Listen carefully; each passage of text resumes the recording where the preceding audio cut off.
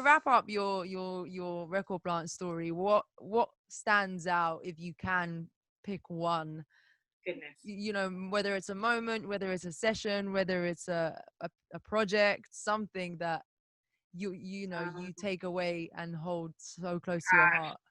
there's so many. I know this is like a almost probably an irrelevant question, but Wow. Yeah, I think give one to the listeners at least. one for the listeners. Well, one that I think is pretty cool and still relevant and just kind of happened was Nipsey. Nipsey. I have a really cool story. Again, I was always upstairs and they all recorded really, really late. So I wasn't always in the sessions, but anytime I was, around, I would say what's up. But Nip was really, really cool and it was good to have his energy in the building, and he'd been recording there for years. And I had went to Seattle, where I'm from. I'm from Seattle. And one of my play moms, I took her, I said, hey, I'm coming home to visit for the weekend, whatever it was. And I said, I think Nipsey's got a show. Do you want to go? And she's like, are you kidding me? So I take moms to the Nipsey Hussle show. She's all marathoned out and she's like, she got the hoodie and everything. I'm like, yes. So we go to the show. And I stayed in Seattle. I'm like, okay, cool. So I get a call at like 2 a.m. from the studio, right? We're a 24-hour studio. And I get a phone call, and I usually don't answer this late, but I'm like, and they know not to call me this late. So I'm like, oh my gosh, what happened? Like, I'm starting to freak out. Like, because again, those are my kids too. Like, I have $150 with Girls Make Beats, but the record plant staff and those are my kids. So like all of them, I'm like, oh, I'm like their big sister, their mama, like whatever. That's like those are my babies. So they're calling me at 2 a.m.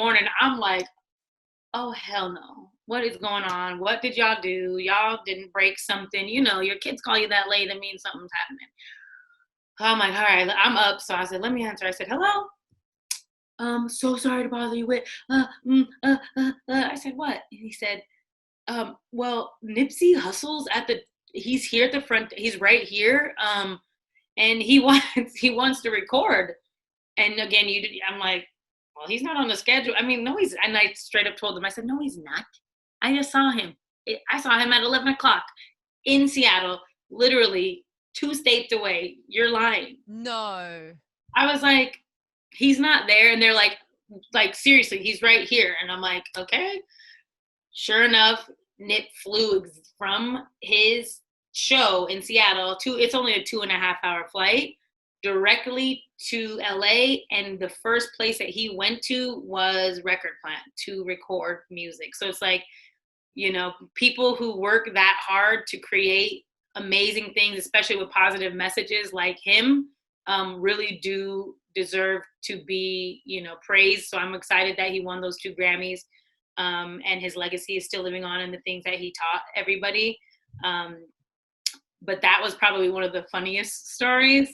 My Beyonce story is really cool. Go on, give it to us. Give us a moment. My Beyonce story was really, really cool. Obviously, she's been my big sister in my head forever. Wow. Still, it's my girl. Hey, girl. But she had been recording out of Record Plant for an entire 30 days. Her, Jay-Z, the kid, like her daughter. This was before the twins. Like the whole, and it was just like such a dope family, right? So I'm talking with Jay-Z. I'm having conversations about peanut butter sandwiches with Jay-Z. Me and Blue Ivy are playing like Fruit Ninja, my iPad. Like, because again, Record Plant is very much a family-oriented like establishment. When I'm there, I don't know. But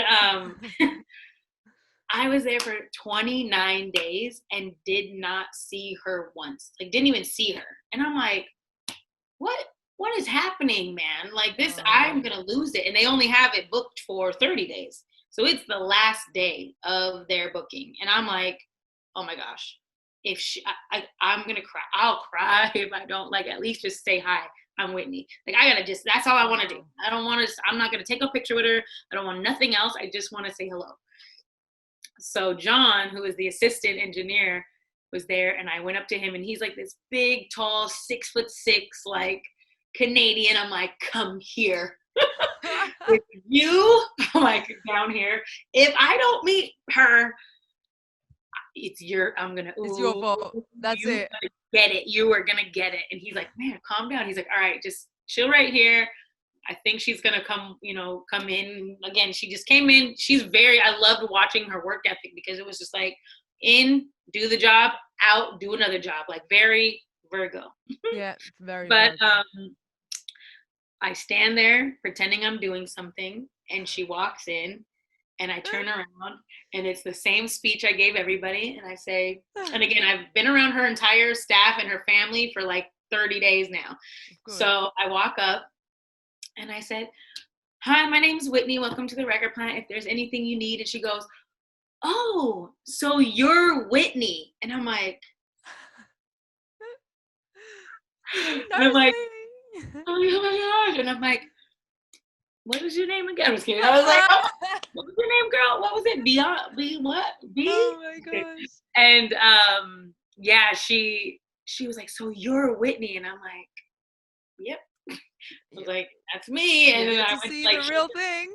I was like, I went to shake her hand, and she kind of looked like she had like Starbucks and like an iPad. Oh my she had gosh. her hair book. She's like a normal person, y'all. She literally had like her own Starbucks cup and like her iPad or her like MacBook in her hand, and she kind of looked like, I'm gonna hug you, and I was like, ah, and I hugged her. I just went in, I was like, oh, it's okay. And then I like hugged her, and then she went in and did her thing, and I went and did my thing, and it was like, it was pretty cool. So for me, it was just like, it kind of was cool that Beyonce knew who I was before we even met. For sure. So but then, you, as you said before, you forget that side of things. Yeah, that they're normal. Yeah, exactly. They're just people. They're just real people. And yeah, there's a million other cool stories I have for sure that I'll probably just like Save them for your show. Save them for your right, show. yeah. Please tune into my show, y'all. I'm working on a few things. I don't know if we're wrapping up now, but I'm Miss Tabor. Yes, Miss Tabor. Please follow me on Instagram at MSTAB as in boy ER. And yeah, that's probably my main outlet, but MissTabor.com is coming. So it's going to be a lot of music help, consultation, wellness. I do a lot of really, really other cool things too. So skits and merch and funny stuff. So I would love and appreciate any help. Again, also follow Girls Make Beats. If you know any little girls that, need some inspiration, even the big girls, or if you or anybody want to help donate, please visit girlsmakebeats.org. And yeah, thank you for having me. This has been like the coolest. I've been quarantined solo. I know. I've been talking to myself on IG.